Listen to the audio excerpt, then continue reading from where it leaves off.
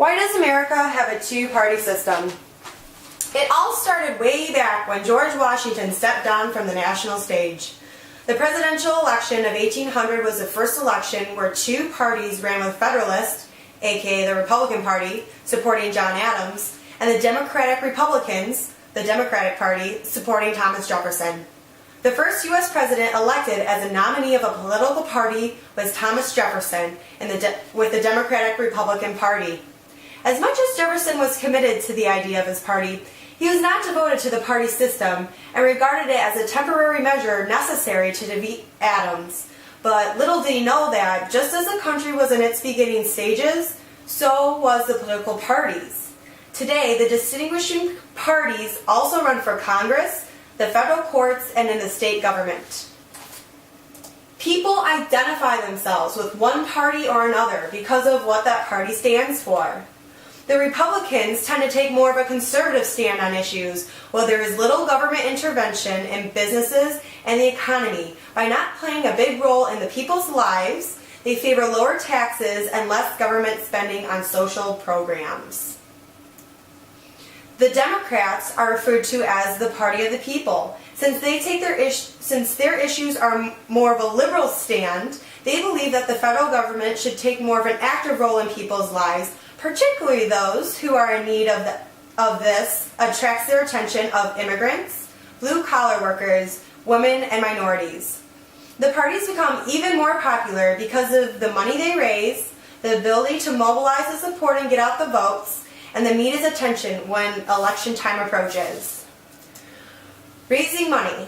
When running for office, having a name associated with a party gets their foot in the door with donors that will assist certain parties with their electoral pursuits. The way they reach donors is with a highly successful mail, phone, and email solicitation list. They also use internet sites, online advertisement, and social media such as Facebook and Twitter. If a person is associated with a party, they are more likely to donate to that party.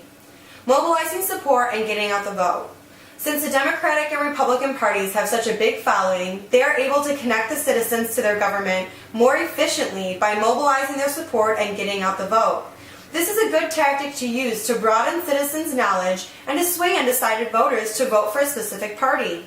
With the money the parties acquire, they spend it for national, state, and local public opinion surveys and commission tracking polls to chart their daily rise or fall of public support for a candidate, which are used to develop campaign strategies in the tense concluding days of an election.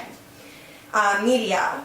With the Democratic and Republican Party being so popular, they get most of the media's attention during airtime.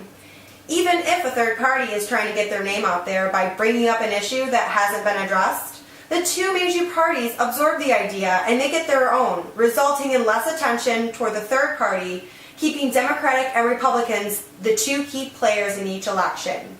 The party identification also plays a role in what the media discusses, because if the station is more towards a certain party, they will stress more about one party's ideas in a positive light, while the other party not as much. This team mentality makes it more interesting to report on and pay attention to.